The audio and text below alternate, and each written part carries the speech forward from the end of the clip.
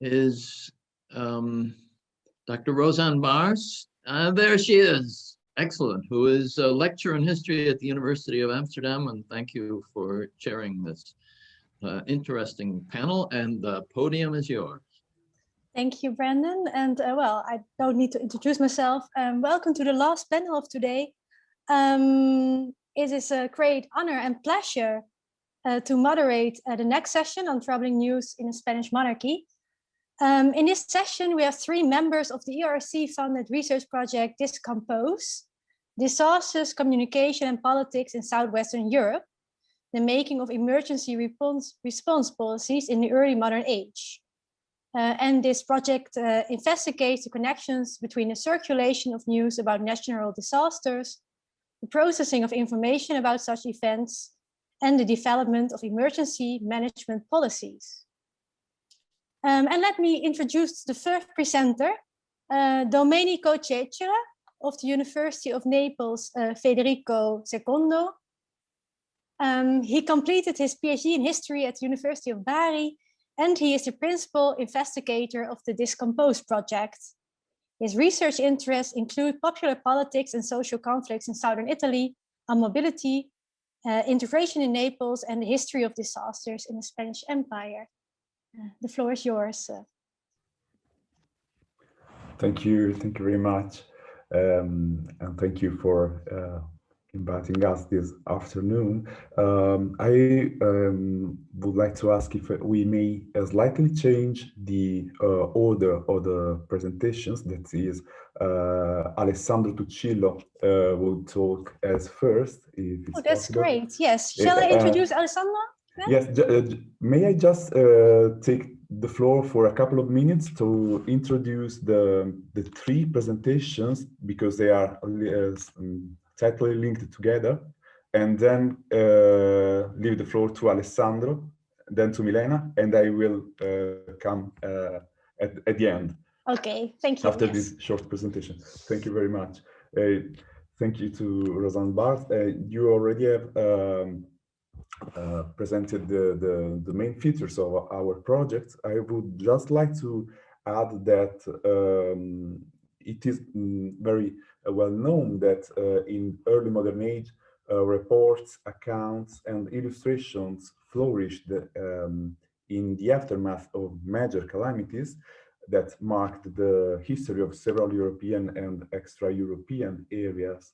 And in the last few decades, textual and visual representations of such events have increasingly attracted the interest of historians, not only of historians. Yet the links between this cultural production and the emergency responses have not been adequately explored, especially with regard to Southern Europe. Our project uses cultural and socio-institutional approaches together in order to explore the societal relevance of narratives, as well as to analyze the decision-making process in the light of cultural attitudes and available knowledge.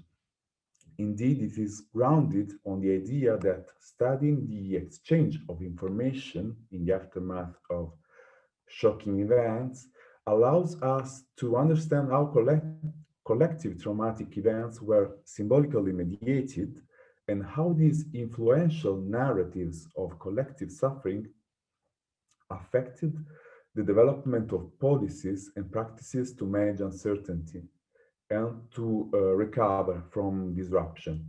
By exchange of information, we mean something broader than the mere circulation of news, and our study encompasses also administrative papers, experts' reports, devotional images, accounts, petitions, and so on. Indeed, not only do disasters often trigger the sharing of information, memories, and opinion, but they also foster scientific and judicial inquiries and political and social quarrels. And therefore, we take into account the interaction of different spheres and means of communication, the intertwining of official information and rumors, of confidential reports and public accounts, of verbal and visual communication, and so on. So, starting from these shared assumptions, the three papers deal with three different case studies dating back to the late 17th century, under the reign of Charles II of Habsburg. Each paper mainly focuses on a specific means of communication and, accordingly, on one or more kind of sources: handwritten diplomatic correspondence, paintings and engravings, print and unwritten news sheets, and treatises. Yet the backdrop, the underlying assumption of all the papers is that every channel of communication was inscribed within a wider context of information circulation. Thus, different spheres and means of communication were often entangled and mutually influenced. So this is the shared theoretical background of our project and of the activities of our of the three members that are of the project that are here today. And now I leave the room to Alessandro Tuccillo, who is the first presenter. Thank you. Would Roseanne like to introduce Alessandro Tuccillo? Yes, I would like that if Alessandro also likes it. Yes, Alessandro Tuccillo is Associate Professor of Early Modern History at the Università di Torino. And he has primarily worked on intellectual and political history of the 18th and 19th centuries, especially on the debates about colonial slavery. And as a member of the Discomposed project, he deals with the classical information networks in case of disasters due to natural events, so the Hispanic monarchy. Alessandro, the floor is yours. Thank you. Can I share my PowerPoints? Yes. Yes. So you can.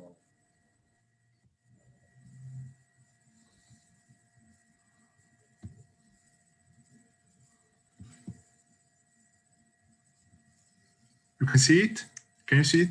Yes. Yeah. Okay. Thank you very much for this presentation, Rosanna Bars. Thank you, Domenico, for giving me the floor. First, I would like to thank Professor Brendan Dooley and all the organizers of this exciting conference on the exciting news for selecting our panel. I am very happy to discuss with you some results of my research carried out in the framework of the ERC Discompose project. The exciting news I'm going to talk about is the earthquake that hit Naples in 1688. So the case study concerns the political context of the Kingdom of Naples as part of the Hispanic monarchy in the late 17th century, under the reign of Charles II. An earthquake is obviously an exceptional news producer. There are many ways to approach the production and circulation of this news. My source of reference is the diplomatic correspondence between the Secretary of State in Rome, Cardinal Alderano Cibo, and the Apostolic Nuncios in Naples and Madrid, Giovanni Muti Papazzurri and Cardinal Marcello Durazzo, respectively. This correspondence is kept in the Vatican Apostolic Archives. Clearly, diplomatic correspondence is also a widely used source for the study of disaster due to natural events. However, papal diplomacy seems to me to be a point of view of great interest because it allows us to investigate and reflect on the action of the Catholic Church during a serious emergency caused by an environmental calamity. In the case of the 1688 earthquake, this action was not limited to the religious dimension. It was not limited to the care of the soul of the victims or to works of charity. It was overall a political action that influenced the choices of the Hispanic monarchy to face the emergency. It is no coincidence that this action was carried out by eminently political institutional figures, the diplomatic representatives of the state of the church, namely the apostolic nuncios in Naples and Madrid. Before analyzing this important source, it is necessary to say a few words about the earthquake. The first quake hit Naples on the 5th of June, 1688 at 3:30 p.m.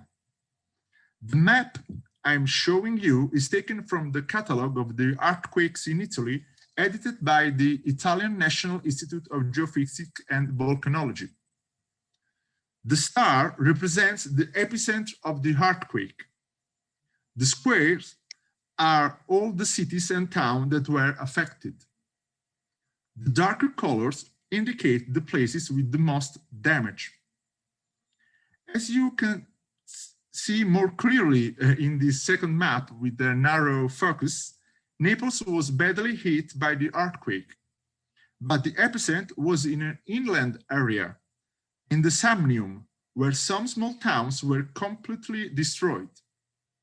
The most affected cities were Benevento and Avellino. In scientific literature, this 1688 earthquake is normally referred to as the Samnium earthquake. However, as you may imagine, the flow of information spread from Naples, where the news about devastation and death from inland areas only arrived a few days later. The dynamics of communication therefore define the earthquake as Neapolitan. We can also find this dynamic in our reference source, the correspondence of the Papal diplomacy. The first dispatch sent by the Apostolic Nuncio in Naples, Giovanni Muti Papazzurri, to the Secretary of State, Cardinal Alderano Cibo, was written in the evening of the earthquake of the 5th of June, 1688. In the following days, the Nuncio wrote several other letters. He described a very difficult situation: dead and wounded people, damage to houses, churches, and convents. The Palace of Nunciature had not suffered serious damage, while the Jesuit church had partly collapsed. Nuncio's letter described the religious manifestation of Neapolitan people in detail.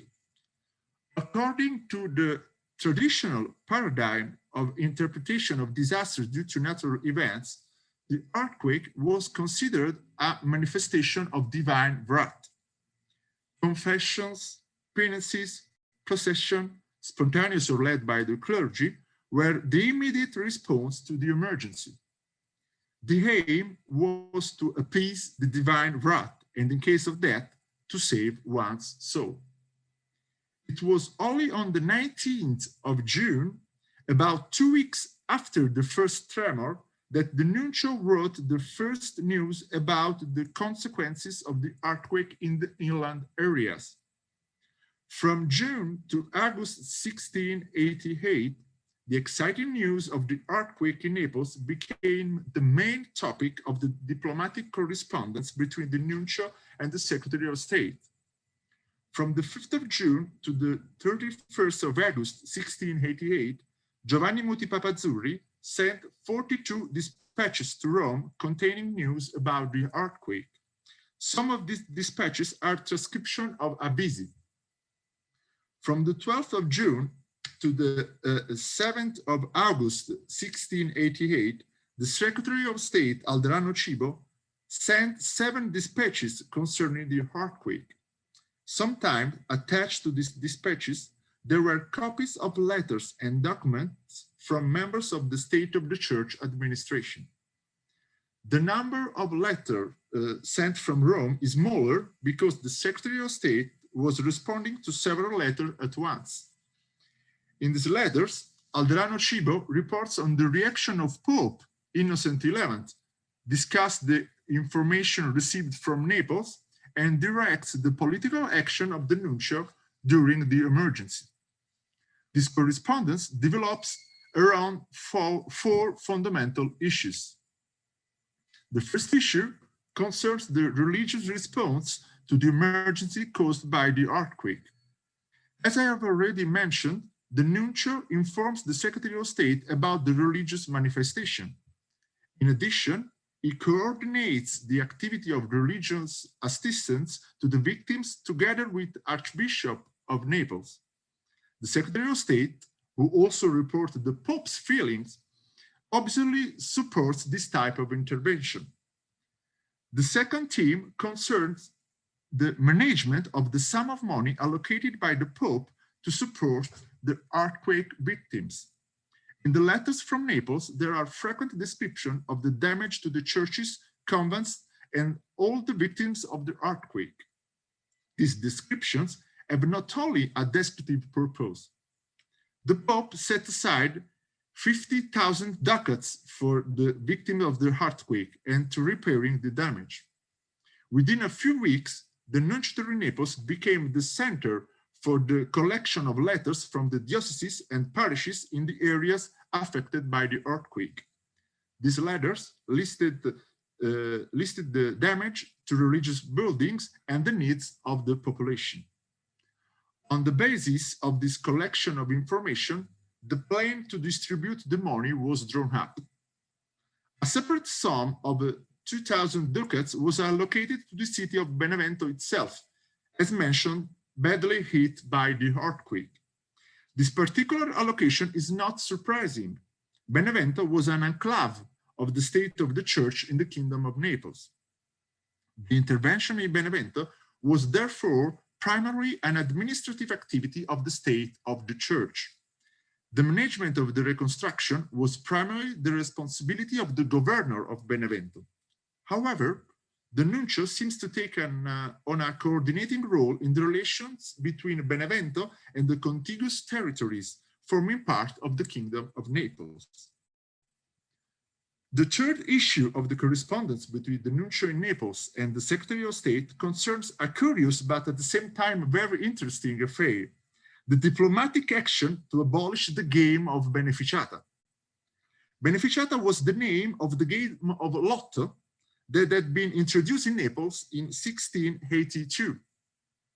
Born in Genoa in the 17th century, the lotto is a form of lottery in which 5 numbers are drawn from a larger pool of 80 or 90 numbers. Winning a prize requires a player to match 1, 2, or 3 numbers drawn. Like all gambling games, lotto was also subject to moral and religious condemnation by the Church. According to a Thomist scheme, these games were to be condemned because they were driven by greed for profit and were occasions for vice and sin. The Genoese lotto, however, had proved to be a good income for the public treasury. At the end of the 17th century, it was therefore introduced in several Italian cities, including Naples. As in the other cities, the lotto was made morally acceptable through its association with charity. In Naples, each of the 19 numbers from which the 5 winners were drawn was paired with the name of a poor girl. In the event of a draw, the girl received a dowry financed by the jackpot collected. Why, from the very first dispatches between the nuncio and the Secretary of State, such a great importance is given to the beneficiata? In Naples, there were many rumors about saints, superstitious, magical, or even demonic practices associated with the beneficiata. To guess the winning numbers, some people, it was said, had lit lights and worshipped a devil's head. The divine wrath manifested by the earthquake could therefore have been caused by the beneficiata. The condemnation of gambling game was thus integrated into the traditional interpretation of the disaster due to natural events as a manifestation of divine wrath. The idea was shared not only by the Roman Curia and by the religious world. The cause and effect relationship between beneficiata and the earthquake was also convincing the people. The Viceroy did not agree with this interpretation, but he considered useful to suspend the game. The decision was welcomed by Nuncio Muti Papazzurri and the Secretary of State Cibo. However, the abolition could only take place with the decision of King Charles II. Madrid would also have had to cover the losses to the public treasury.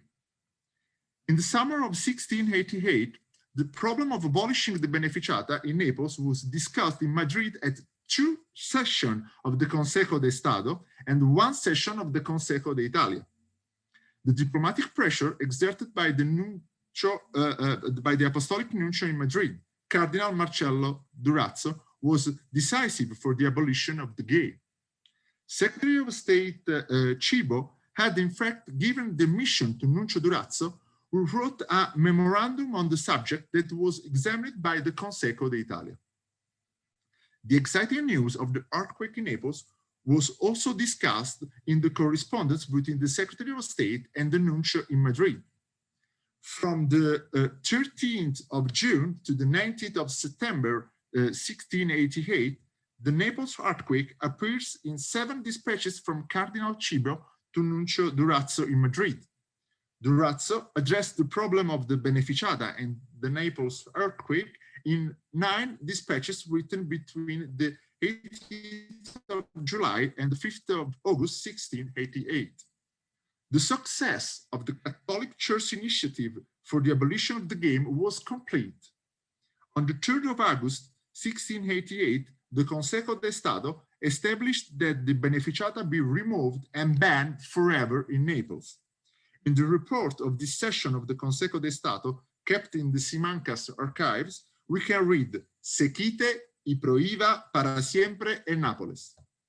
But this result was possible because all the actors involved, including the political institution in Naples and Madrid, agreed on the pertinence of this measure. The final issue that emerged from the diplomatic correspondence, particularly the correspondence between the Secretary of State and the Nuncio in Madrid, is the attempt of papal diplomacy to use the Naples earthquake to revive the age-old question of the Hispanic monarchies' interferences in church affairs. As the letter of Secretary of State Cibo made clear, the nuncios tried to imply that the earthquake was the manifestation of divine wrath caused also by the violation of the prerogatives of the church by the minister of the Catholic King Charles II in all the territories subject to him. The violation of the prerogatives of the church concerned the exercise of royal patronage for the appointment of bishops and other ecclesiastical ministers and the activities of the Spanish Inquisition. For Innocent XI and these ministers, the earthquake in Naples and the other disasters that had struck the Hispanic monarchy, such as the revolt in Catalonia, the pirate attacks in the Caribbean, the threats of the barbarians in the Mediterranean, and the earthquake of Lima in 1687, were a clear manifestation of the divine wrath caused by the treatment of the church by the Catholic king. To appease the divine wrath, the demand was, in particular, to abolish the Tribunal of Regia Monarchia in the Kingdom of Sicily. This was a royal court that could re-examine cases judged by ecclesiastical tribunals. The response of Charles II's minister was negative. The traditional paradigm of interpreting a disaster as a manifestation of divine wrath was therefore useful in abolishing the game of beneficiata. But this paradigm did not work to bring about a change in the relationship between church and state in the Hispanic monarchy. As I hope it was clearer thanks to this case study that I have briefly tried to present to you, disasters due to natural events represent an important laboratory of inquiry for the historian. I believe that the circulation of the exciting news of the 1688 Naples earthquake has allowed us to analyze from an interesting perspective some important political and cultural dynamics of the Hispanic monarchy at the end of the 17th century. Thanks for your attention. Thank you so much, Alessandro. And the next one will be Milena? Or? Yes. Okay. Next one will be Milena Viceconte, who is an historian of art and who specializes in cultural transfers between Spain and Italy in the early modern period. And currently she is a postdoctoral fellow also of this project, this Compose, within which she deals with issues related to the imagery of disasters through the analysis of the visual sources of calamities that occurred in the territories of the Spanish Empire in the 16th to 18th century. Milena, please go ahead. Thank you so much, and good afternoon to everyone. First of all, I'd like to also to thank the organizer for accepting this panel. My proposal will focus on the promotion of the cult of San Filippo Neri in the Spanish context through the circulation of the news about a miracle happening during the Sannio earthquake in 1688. As my colleague Alessandro Tuccillo explained, this earthquake, one of the stronger of the second half of the 17th century in Europe, affected dozens of cities in the Kingdom of Naples, especially in the region called Samnium. The communication between local administration and central power in Naples and in Madrid, as well as between the local ecclesiastical authorities and Rome, allows to know the several actions taken in the very first weeks after the earthquake, as well as the operation of reconstruction of destroyed buildings. The impact of this earthquake on the local society is also evidenced by the production of reports and chronicles, both inside and outside the borders of the kingdom. As happened also in occasion of catastrophes in the past, among all the eruption of Vesuvius in December 1631, the local printers did not hesitate to spreading reports in the aftermath of the disaster. And some of these news had a very strong echo in the nerve centers marked by the information routes, especially in Spain.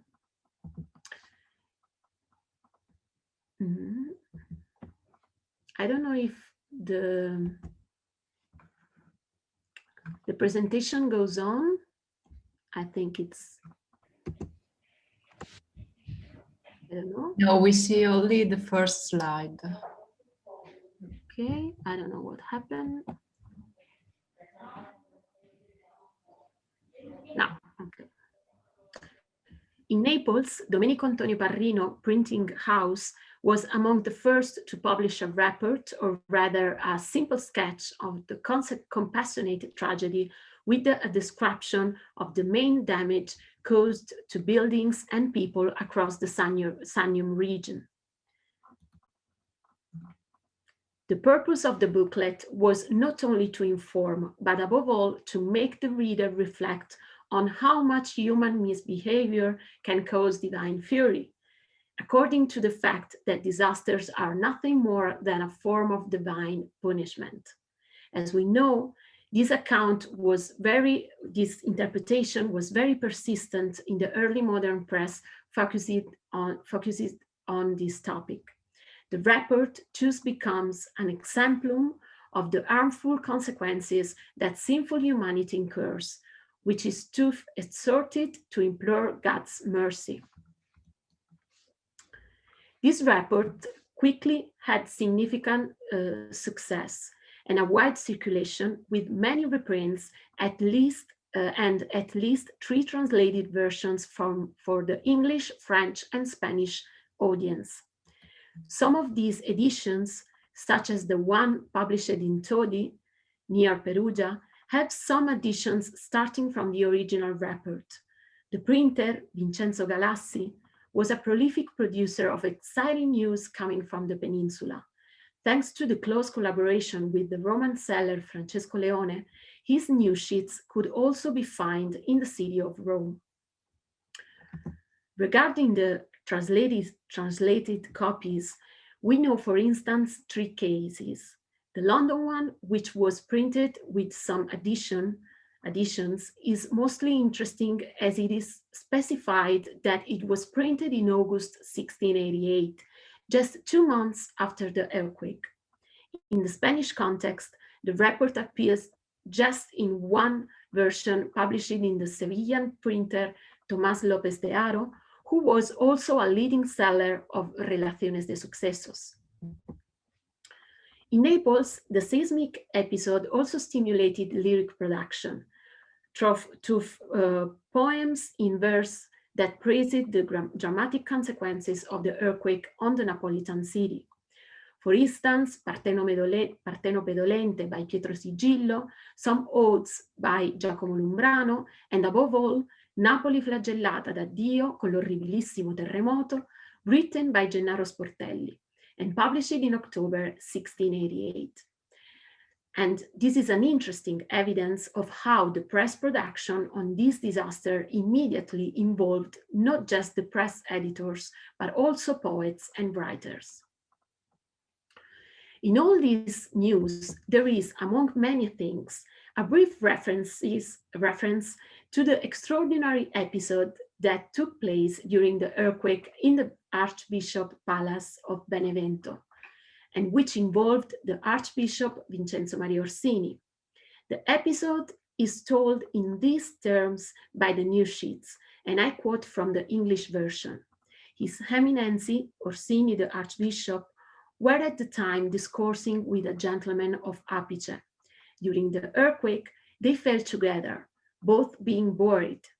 To the second after an hour and a half, the gentleman was found dead at the feet of his Eminency, and the Cardinal was saved miraculously, there falling upon him an image in paper of Saint Philip Neri, to whom he is a very great devote. He not having received any other hurt than a few flight wounds on his head and bruises on his body, end of quote. And there, here I show you one of the most faithful transposition in canvas of this report made by the painter Pierleone Ghezzi. And according to this report, the Cardinal was saved by a print image of Filippo Neri, founder of the Congregation of the Oratorians and canonized in 1622.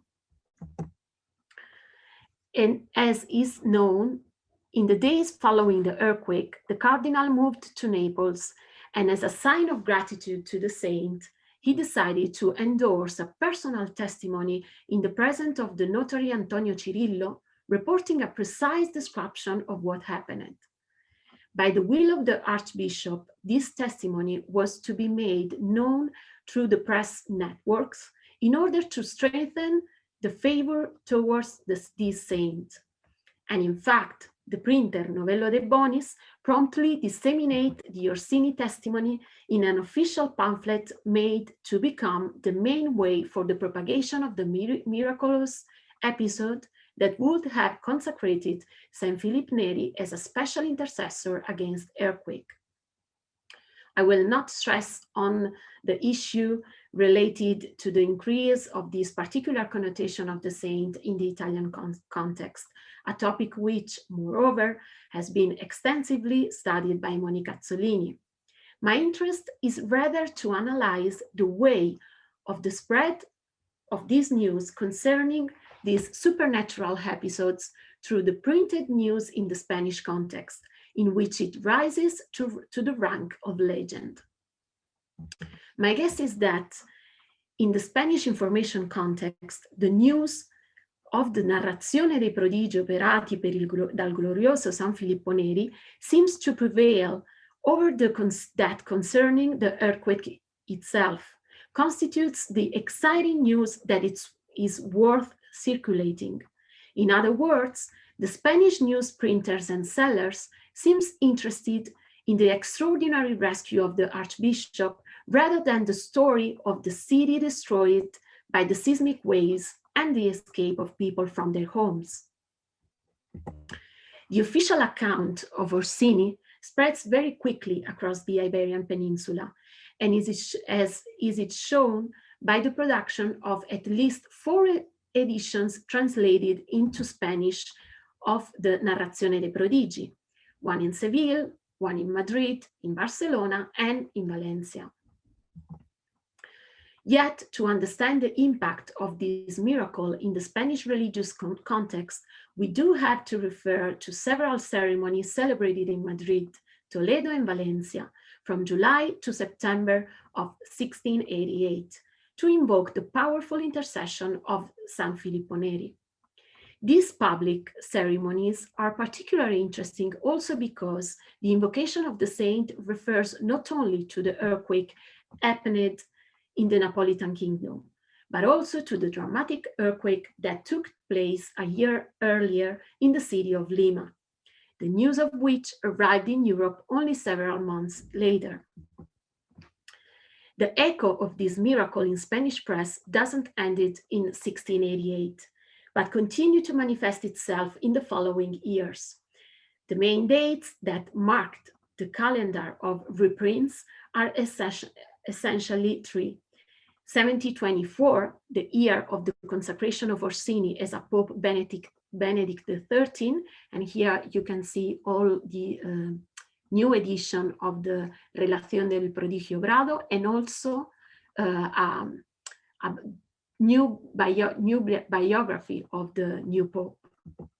And also, the other year is 1748, the year of the Montesa earthquake, and 1755, the year of the Lisbon earthquake. On these 3 occasions, the Spanish printers felt the need to republish Orsini's testimony. Concerning the structure, all these editions follow a common model, which is, first of all, the officially Orsini report, and just before some prayers, the tale of another similar miracle happened after 1688 and added to reinforce the message linked to the saint's strength against seismic phenomena. I'm referring to the episodes of the rescue of a community of Oratorian fathers in Norcia during the earthquake that struck central Italy in 73. The news of this new miracle had an impact on the Italian press context very similar to that produced in 1688. But in Spain, the news does not seem to bounce with the same effectiveness. Although we know that numerous accounts of that earthquake were translated. But certainly the occasion of the Cardinal's promotion to Pope and the 2 earthquakes of 1748 and 1755 could be a good reason to celebrate the saint. And again, all these editions contains references to the testimony of Orsini and also to this episode of the 73 rescue. And these are other editions from 1746 until 1829. Moving forward to 1748, we find this same pattern of the refresh news plus prayers by a pamphlet published in Valencia, in which they are linked to the earthquake that hit the Valencian city of Montesa the March of that year. More known is the case of the Lisbon earthquake in 1755, which devastated also a large region of the south of Spain. A part of the dozens of reports dedicated to describe the damage in each city affected by the calamity, the Spanish printers release all the previous Neri prodigious tale. So here we have, as you can see on the screen, several brand news editions published in Valencia, Madrid, Granada, and Córdoba. And again, the purpose is to remind the power of the saint on saving life during the earthquake.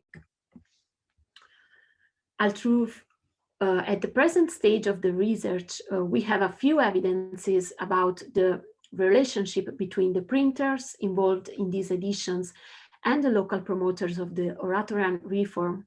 This intense production should be read in my opinion, in connection with the popularity of the saint in Iberian Peninsula across the 16th and 17th century, promoted by the Spanish orator and fathers, among others by the Bishop Don Luis Crespi de Borja, who contributed to the local production of hagiographic books dedicated to the saint, in addition to that imported and translated from Rome, for instance, the Vita di San Filippo Neri by Pietro Giacomo Bacci.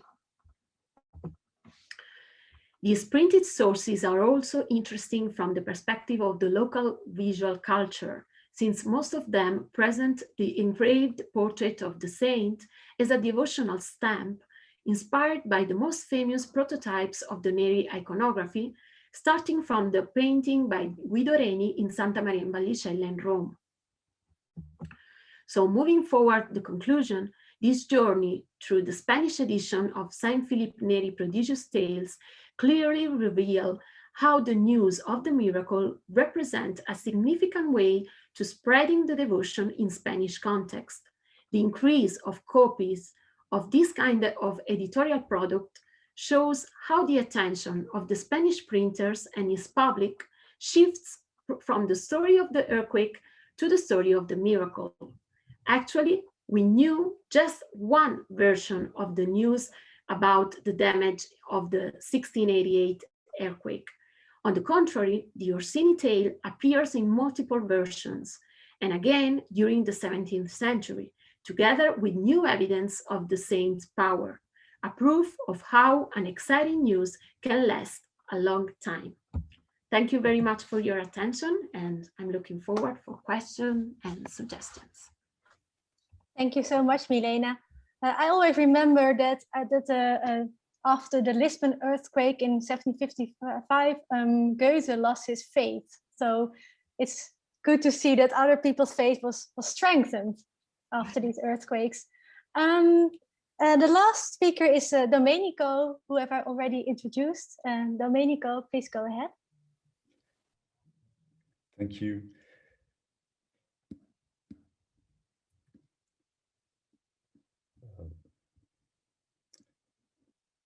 I'm trying to share my presentation, and okay. And meanwhile, I would like to thank you again for accepting our proposal, and again for apologizing for the change in the order of the presentations.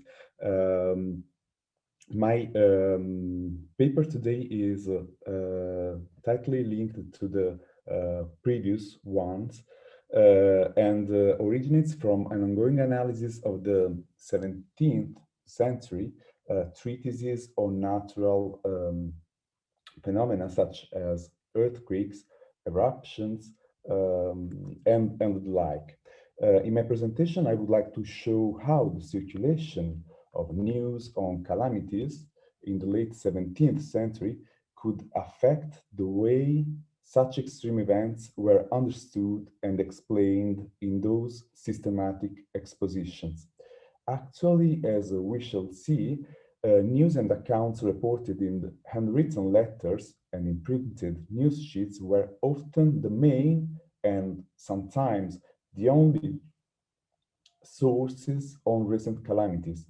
And on occasion, the authors of these natural histories included in their treatises some long excerpts from the news sheets, from accounts, from letters, and so on. So today I want to talk about the scientific literature, not only because my research is still incomplete, but also because it wouldn't be relevant to the general topic of this conference.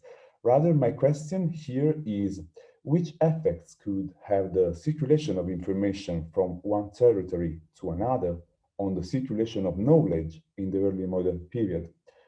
How could the peculiar features of journalistic communication affect the formation of authoritative explanations of natural phenomena? And to what extent the information networks could influence the advances of scientific culture? To address this problem, I will focus on the exchange of news, opinions, and sermons, experts' reports among territories belonging to the composite and polycentric Spanish monarchy.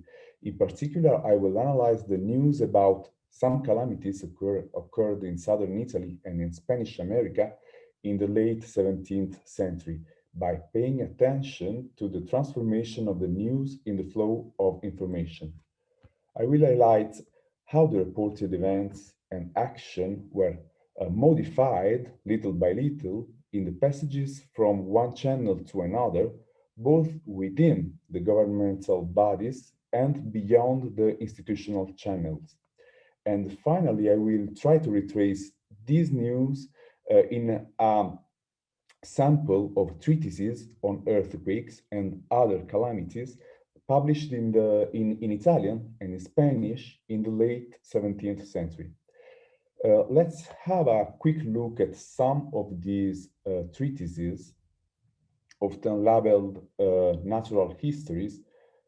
For instance, Vincenzo Magnati's Notizie storiche dei terremoti, or Gaspare Paragallo, Ragionamento intorno alle cagioni dei terremoti, e Historia generale del Vesuvio, written by the same author at the beginning of the subsequent century, or Marcello Bonito, Terra Tremante, and finally Atanasio Uberte Balaguer, Los Estragos del Temblor, printed in Naples in 1697. These natural histories of earthquakes or of volcanoes offered a vast outline of the history of these phenomena.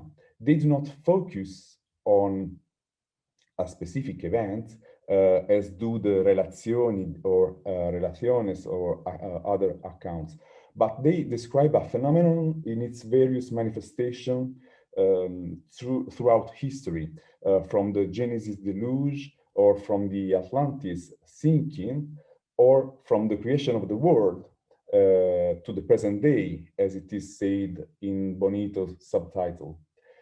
These pieces of writings were intended to be objective, empirical descriptions of the natural world, and the authors apparently distanced themselves from astrological explanations and from magical or superstitious thinking. Nevertheless, they tended to describe and narrate rather than to explain, and were inspired by a cumulative conception of knowledge rather than by an empirical one. And let's look at the sources of these treatises, the most common sources that can be summarized as follows. First, classical authors such as Aristotle, Seneca, Pliny, etc.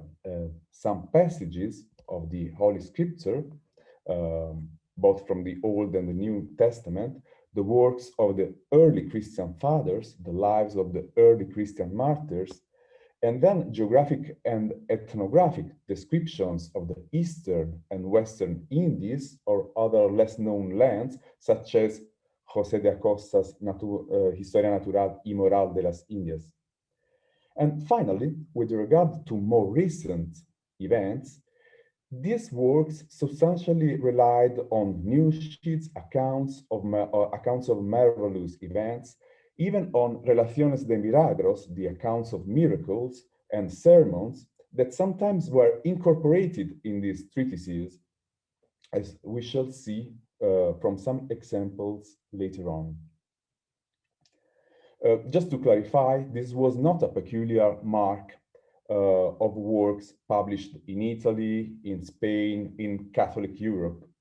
Even in the late 17th century Britain, natural philosophers, fellows of the English Royal Society, in their speculation on the origin of earthquakes, were forced to rely on foreign reports, on classical text, on biblical history.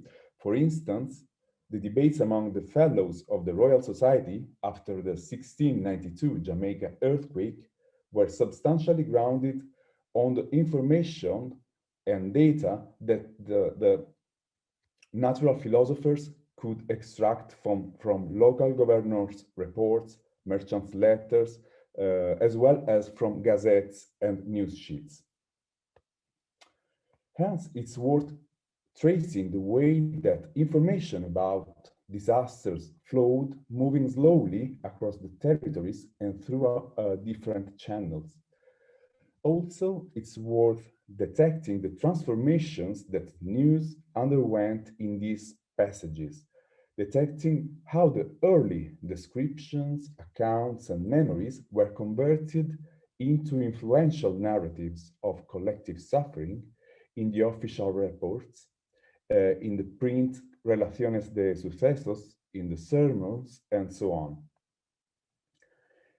It is well known that in the early modern age, accounts and visual representations boomed in the aftermath of major calamities.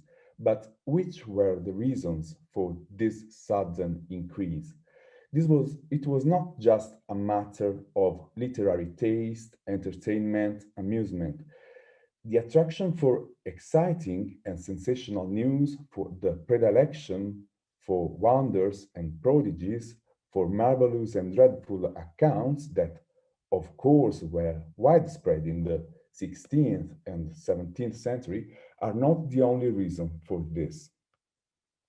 We need to take into account also that in the aftermath of a disaster, the increased uncertainty and the need for information and explanations could facilitate the circulation of uncontrolled news and unconventional opinions. And this could be a threat to social order and to cultural values. Thus, the main social and institutional actors, both secular and religious, and the most influential social groups were often led to compete with each other and often got involved in the public arena to assert their own interpretation of extreme events in order to preserve or increase their influence and to challenge and weaken their adversaries. Therefore, information and communication were among the main fields in which rivalries appeared and developed. Here are just few examples of how information circulated from one territory to another of the empire. Information about two calamities occurred in two distant territories of the Spanish monarchy. The earthquake that struck the Viceroyalty of Peru on October 20 of 1687, and the one that hit southern Italy on 5 June of the subsequent year, about which Alessandro and Milena have already spoken. Tracking the chain of transmission of news on these extraordinary and mournful events and the re-elaboration in a great variety of texts and discourses offers the possibility of verifying how the reports and descriptions of these events and their interpretation changed from one medium to another, from one context to another. In short, these sources can be essential sources to study the process of elaboration of collective traumatic events, to study how powerful narratives of natural phenomena and of their dramatic effects on society were created and disseminated. Milena and Alessandro have already spoken about the Somnium earthquake. Just to summarize, we can say that the news and descriptions spread through these channels. Reports and petitions sent to the Viceroy in Naples by officers, governors, mayors, parish priests of the most seriously wounded cities and villages. Then official reports by the Viceroy, addressed to the King and the Council of Italy in Madrid, with plenty of informative details on the number of victims and damages city by city and village by village.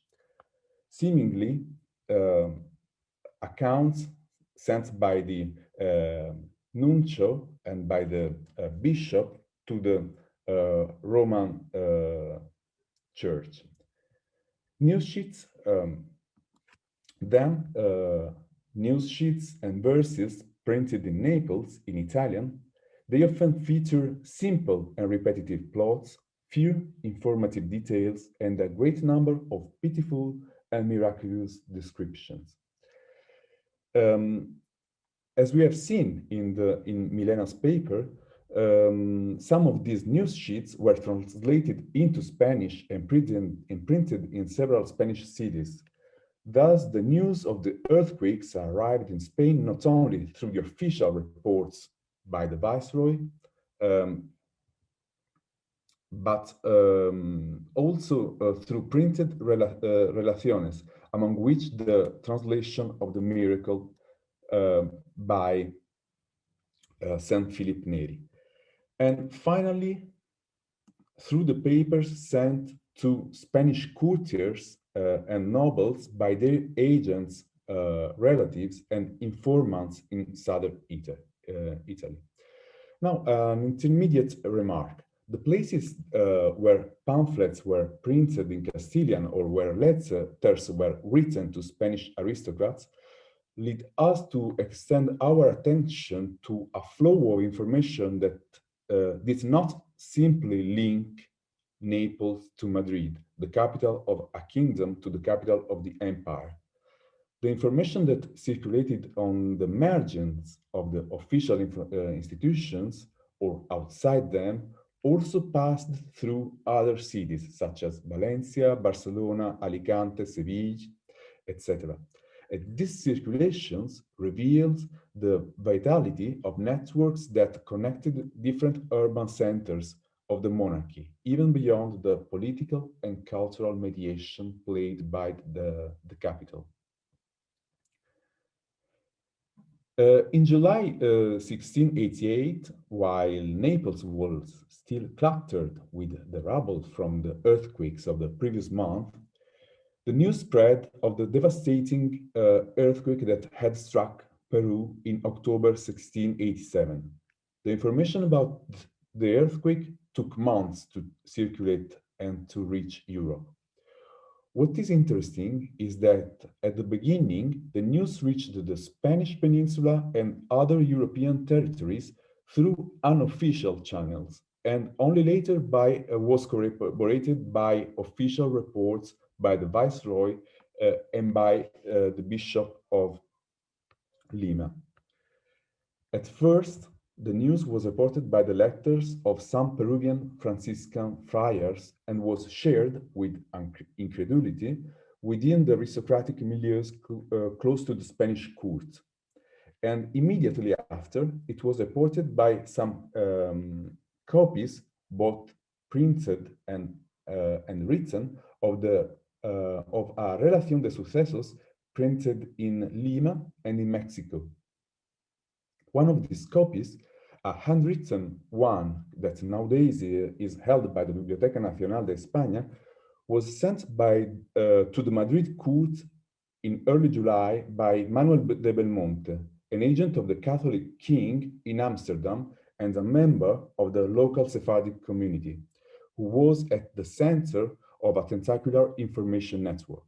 Actually, he got the news from Cartagena de Indias, thanks to the mediation of some English merchants who had returned to London from Jamaica.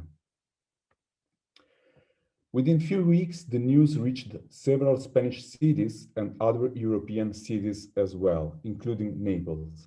One of the most influential Neapolitan publishers, Domenico Antonio Parrino, circulated a news sheet entitled Distinta e veridica relazione dello spaventoso terremoto accaduto nella città di Lima, metropoli del Regno del Perù, and a Neapolitan chronicler, Domenico Conforto, wrote in his diary that the news of the Lima earthquake spread easily among the Neapolitan populace, who had recently experienced a similar calamity, and this fueled astrological discourses.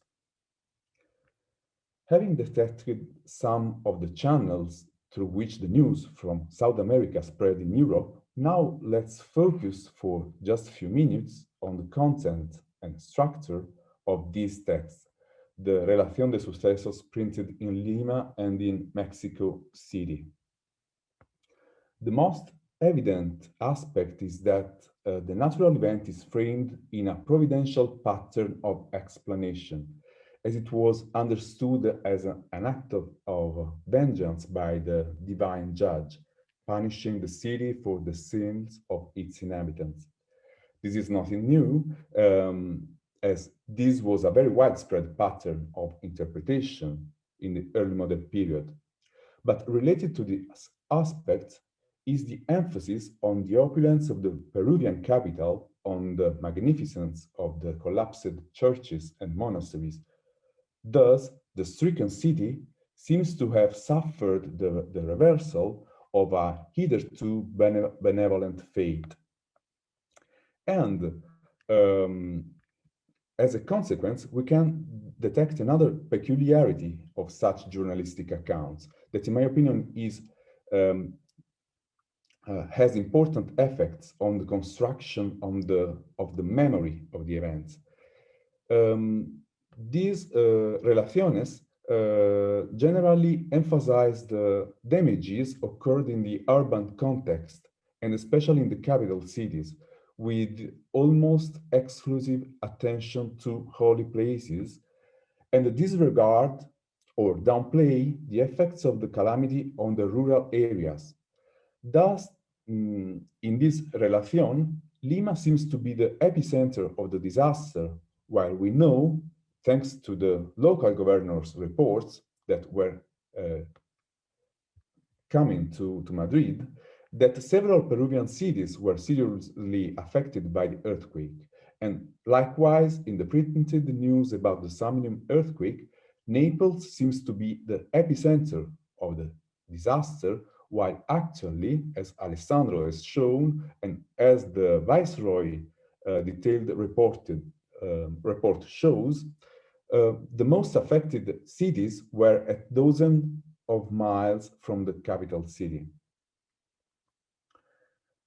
Having said this, we can notice also that the Relación, that was almost certainly written by a Jesuit, emphasizes the anguish and the bewilderment of the survivors, and hence emphasizes the fact that the Viceroy and the Jesuit and Franciscan preachers took charge of this bewilderment by organizing processions and penances almost every day. These sequences of the action told could appear to be the true, albeit conventional, account of the facts. Nonetheless, if we compare the printed news sheet to the handwritten reports by the friars, by the viceroy, and by the bishop, we can notice that in its structure, in the narration, and in the evaluation expressed by the author, these largely reflect, on one hand, the views of the viceroy, and on the other hand, the accounts of some religious. In fact, we know that the viceroy had been engaged for years in a battle with the Archbishop of Lima over jurisdictional disputes. And in this struggle, he was endorsed by the Jesuit and the Franciscans of the province.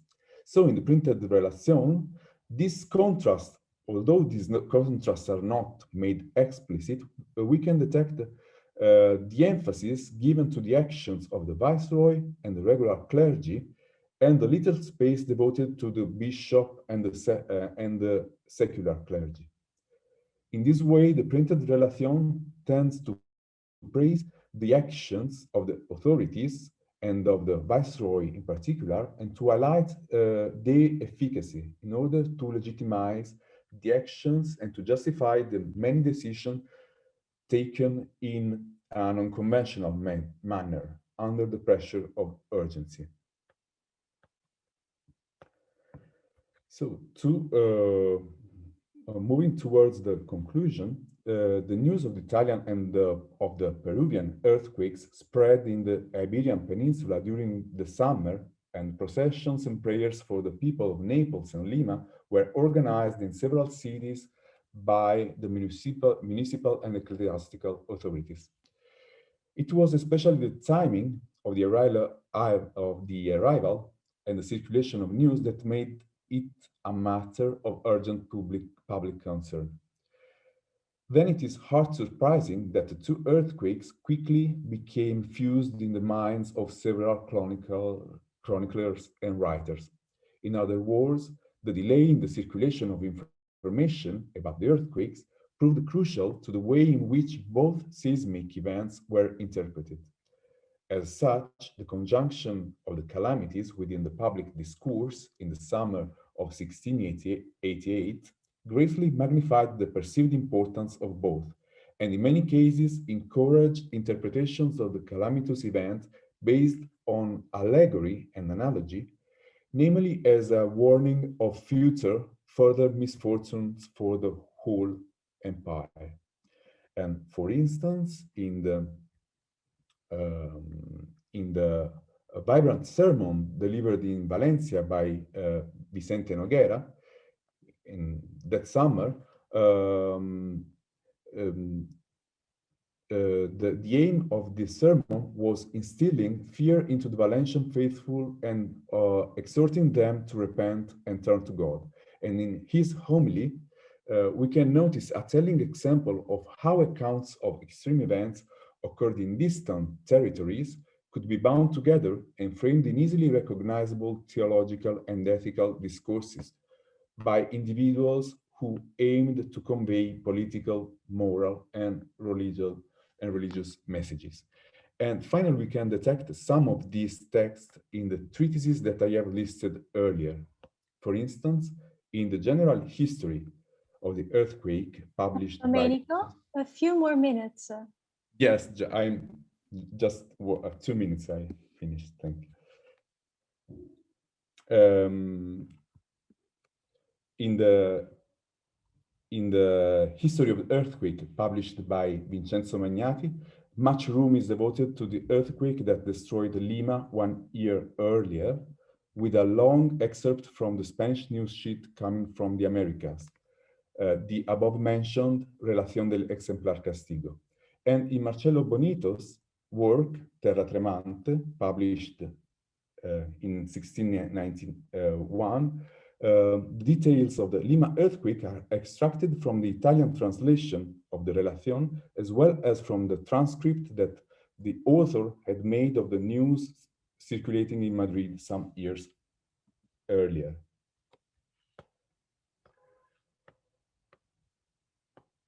So observations like these are frequent and but are worth investigating, as these news sheets, these accounts, these narratives were highly formalized and standardized and reflected the specific views of some institutional and social actors, and most of the time tended to provide a very poor empirical details and many conventional anecdotes and stereotypical description, with pitiful description of miracles, etc.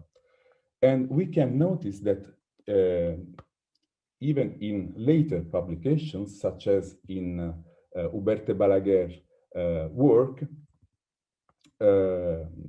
where there is frequent praises of the action of the viceroys of Naples and Lima,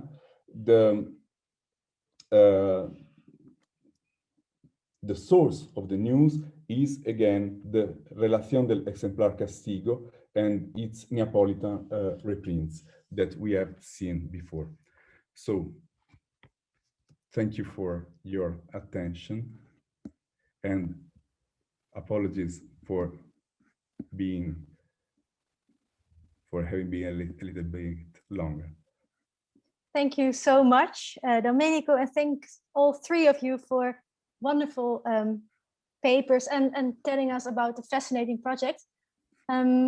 I will use abuse my position as moderator to ask the first question, and it's to Alessandro. I was wondering about the letters from the nuncio to the Pope. What is their tone? Are they in any way emotional?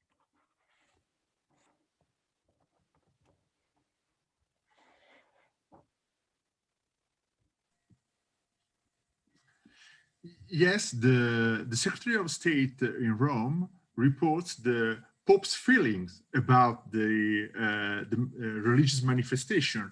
The Pope supports the religious manifestation of Neapolitan people, and the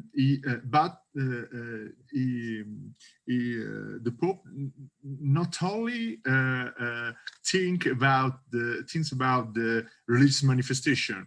He allocated a large sum of 50,000 ducats for the victim of an earthquake, and the Pope feelings is very present in the dispatches sent by the Secretary of State to the nuncios in Naples.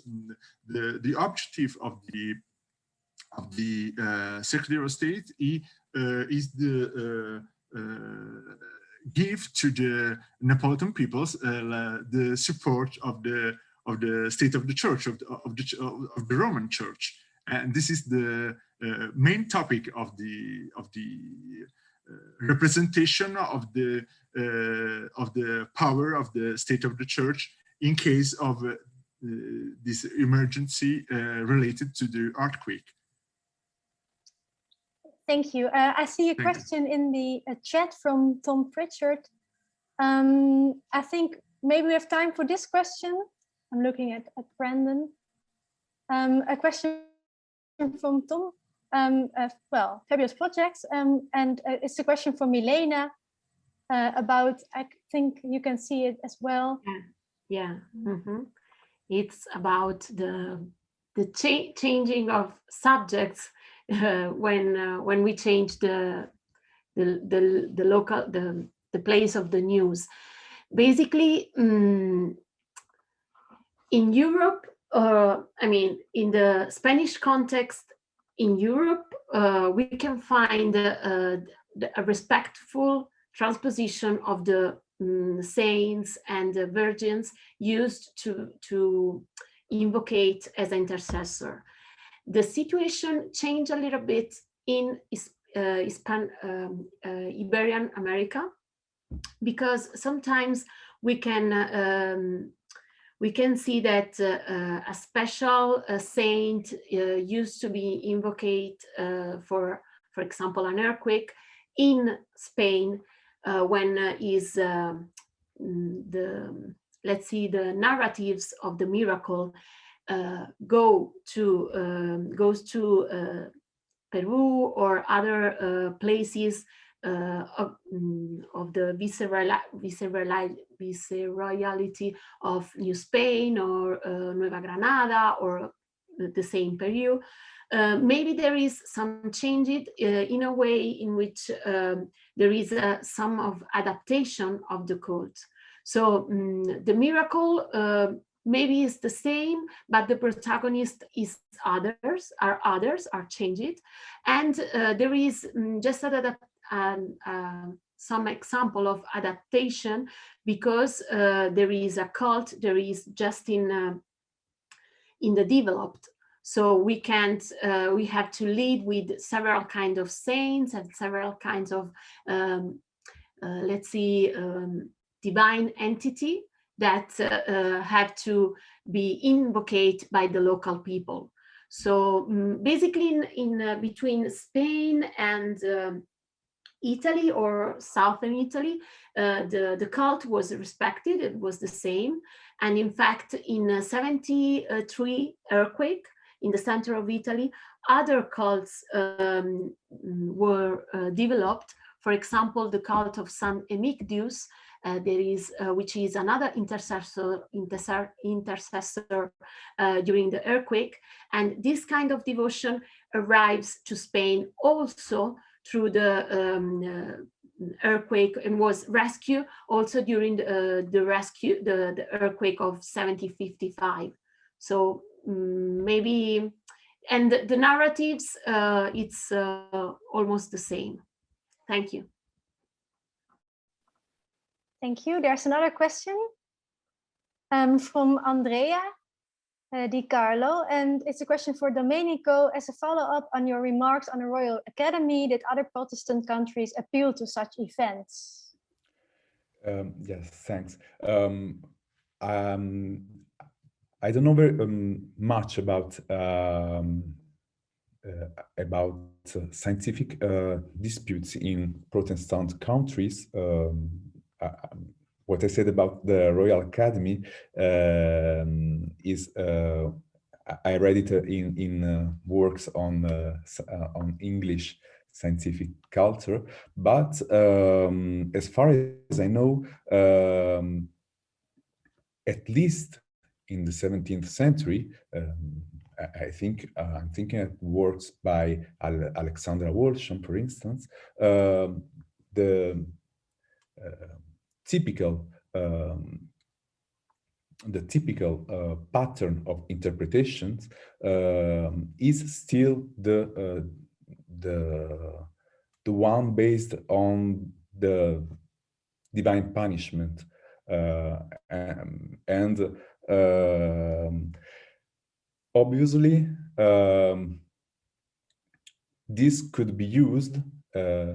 This pattern could be used also in disputes and arguments between Protestants and Catholics. That is, these disasters is occurred in that country because of the sins of the Catholics and vice versa. So the argument appeals also to the Protestant, at least up until the end of the 17th century.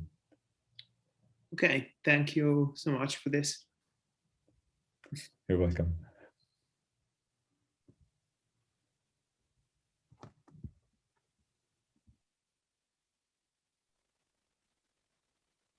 Okay, I think maybe we can bring the this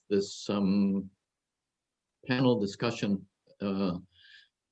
to a very gentle close as we move into the final episode of the afternoon, which is our conclusion. Now,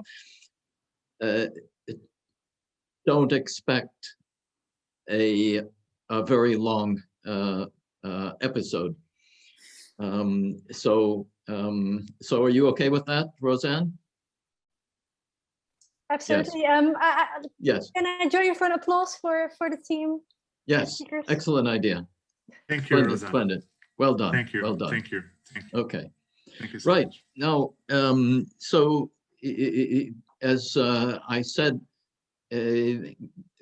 conclusions are a little premature at this stage, but I wanted to point out a couple of issues that we might keep in mind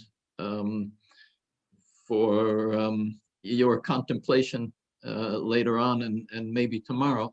But I also wanted to come back to a couple of issues from this last panel, just to get this rather, what I expect to be a rather brief conversation going.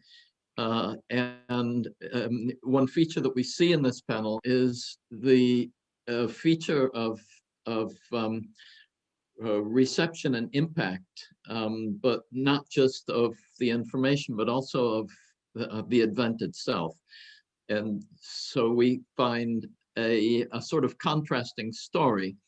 So on the one hand, we are drawn by the historiography to consider the distribution of information as to having a kind of, and even the circulation of print as a way of utilizing a more diffused literacy to achieve, let's say, acculturation of one sort or another.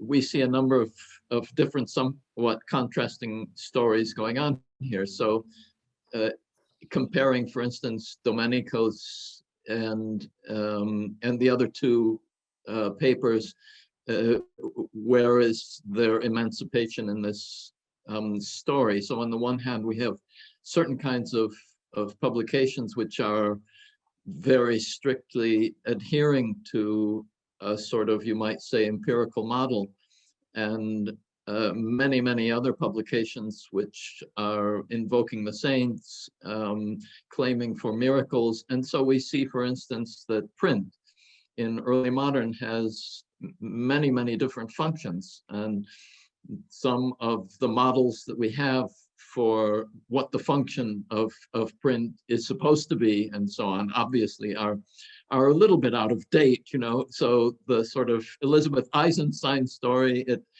brings in a new form of religion and a new form of science and all that. And then the Habermas story, which gets us all talking about public interest and so on, it's a little bit more nuanced than that. In fact, I have a sense that we're on the road to coming up with new explanatory structures, but we haven't quite arrived there. Is news a weapon, and is it an instrument? Is it an agent? If it's an agent, what is it an agent of, and who is it an agent for? All of these questions are fundamental, and I don't think a single case like the one you've described, I think, it certainly raises questions that can help us answer these larger issues, but we're still, I think, we're still groping around. I wouldn't say in the dark, because you know, the light is certainly being shed on these matters by the remarkable research projects that are now going on in regard to news and regarding these events. So where that particular discussion fits into what might be a kind of conclusion, and I want to offer this for your consideration, is to just think of some of the open questions that still remain. So one open question, of course, is the question of ultimate impact, and what is our historic narrative about the press?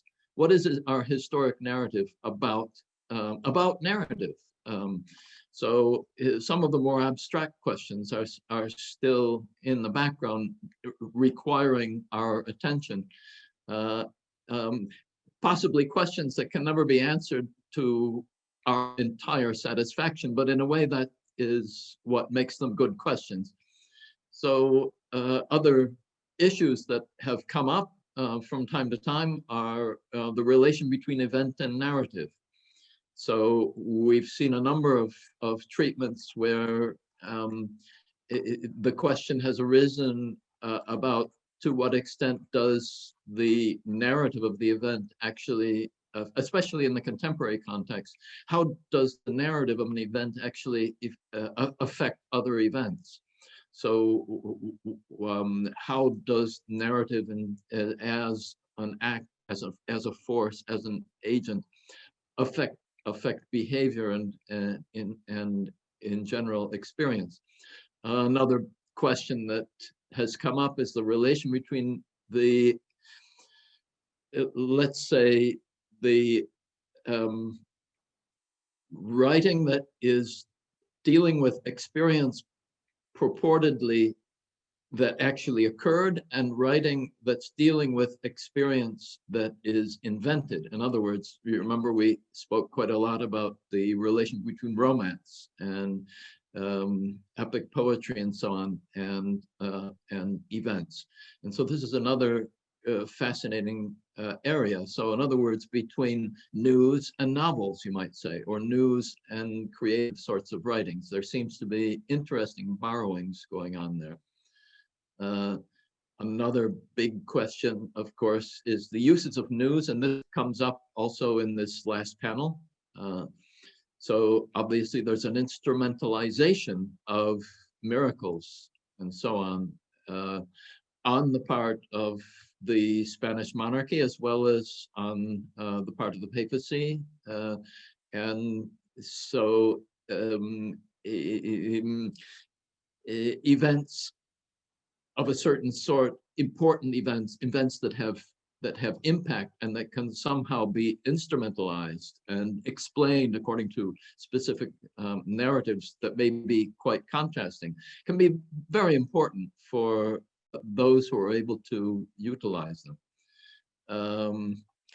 The uses of miracles. What I found fascinating was the story of the worship of the devil's head, the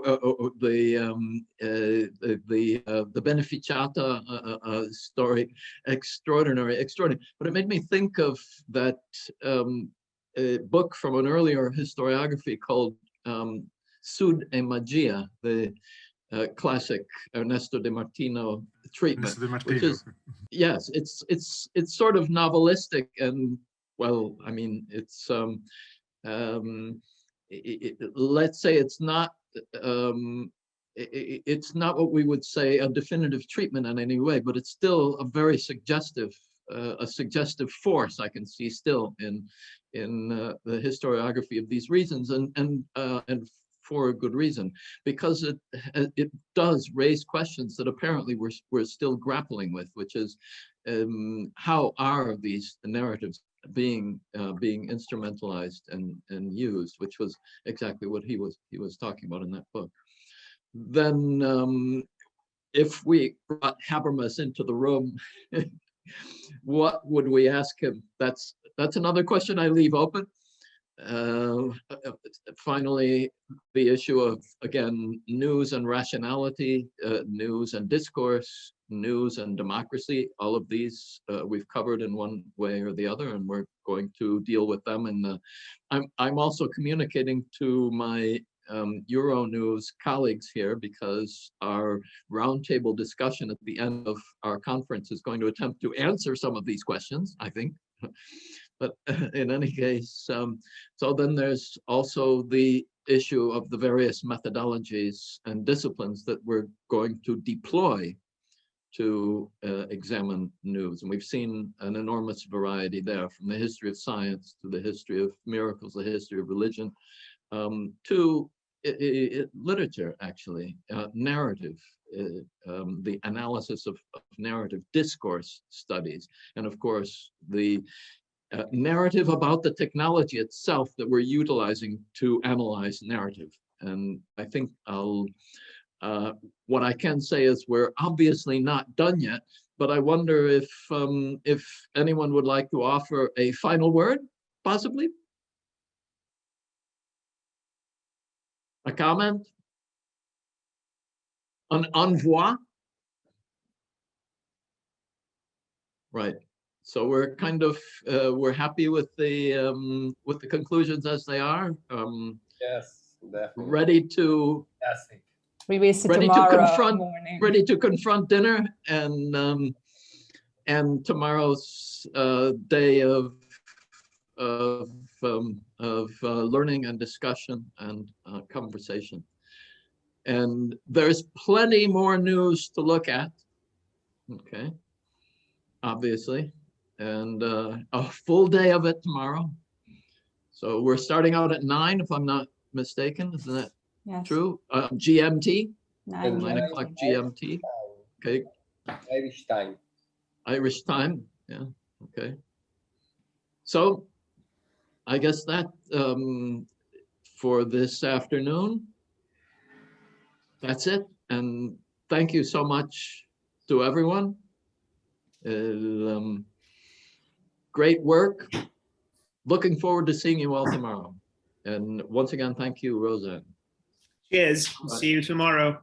Bye-bye. Bye. Thank you. Bye. Thank you so much.